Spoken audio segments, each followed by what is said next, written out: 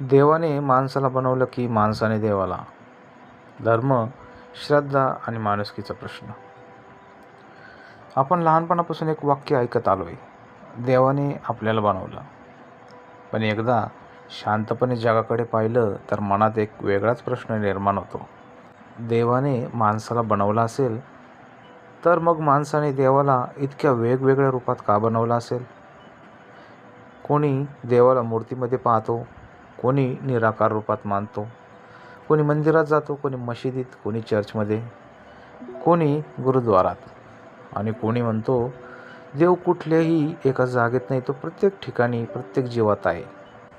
पण मग एक प्रश्न मात्र कायम राहतो, तो म्हणजे देव वेगवेगळे असतील तर माणूस वेगळा का असावा?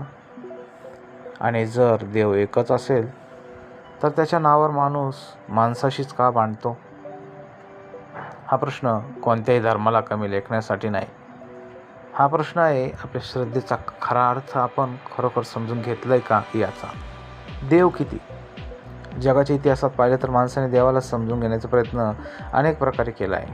निसर्गातील शक्तीमध्ये देव पाहिला, जसं की सूर्यामध्ये देव पाहिला, पावसामध्ये देव पाहिला, डोंगर, नदी, झाडं, प्राणी, प्रत्येक गोष्टीत काहीतरी दैवी शक्ती आहे अशी श्रद्धा निर्माण झाली. नंतर वेगवेगळ्या संस्कृती निर्माण होत गेल्या, त्यांच्या काही कथा निर्माण झाल्या, देवांची वेगवेगळी रूपं निर्माण झाली. कुठे मूर्ती आली, कुठे शब्द आला, कुठे प्रार्थना आली, कुठं ध्यान आलं आणि कुठे देवाला निराकार मानलं गेलं.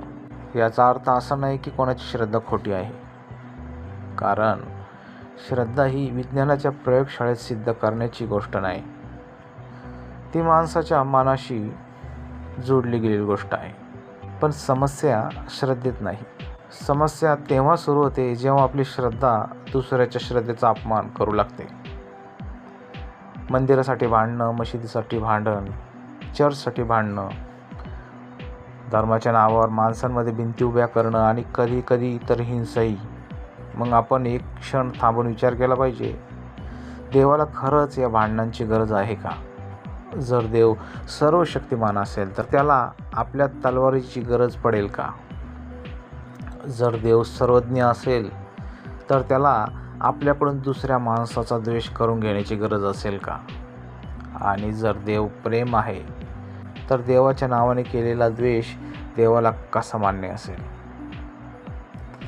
कदाचित समस्या देवामध्ये नाही, कदाचित समस्या आपल्या देवाबद्दलच्या कल्पनेमध्ये आहे. आपण देवाला शोधताना कधी कधी स्वतःची ओळख, आपला समूह, आपली सत्ता आणि आपला अहंकार त्याच्याशी जोडून टाकतो आणि मग माझा धर्म म्हणजे सत्य आणि तुझा धर्म म्हणजे चूक अशी समीकरण तयार होऊ लागतात. पण सत्याला एवढ्या मोठ्या भिंतीची गरज असते का? कदाचित प्रत्येक धर्माची सुरुवात माणसाला चांगला बनण्याच्या प्रयत्नातूनच झाली असावी. पण काळानुसार आपण धर्माच्या बाह्यरूपाला इतकं महत्त्व दिलं की धर्माचा मूळ संदेशच कधी कधी मागे पडत गेला.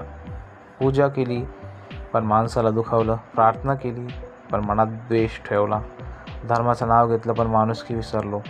म्हणून कदाचित आज आपल्याला देवाचा नवीन शोध घेण्यापेक्षा माणसामध्ये माणूस शोधण्याची गरज आहे.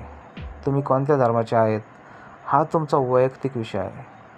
तुम्ही देवाला कसं मानता हा तुमचा वैयक्तिक विश्वास आहे.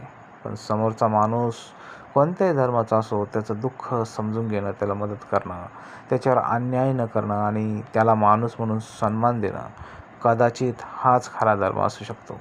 शेवटी प्रश्न असा नाही देव कोणाचा, प्रश्न असा आहे माणुसकी कोणाची. आणि कदाचित देव खरोखर कुठे असेल तर तो आपल्या उत्तरांमध्ये नाही तर आपल्या वागण्यात दिसेल.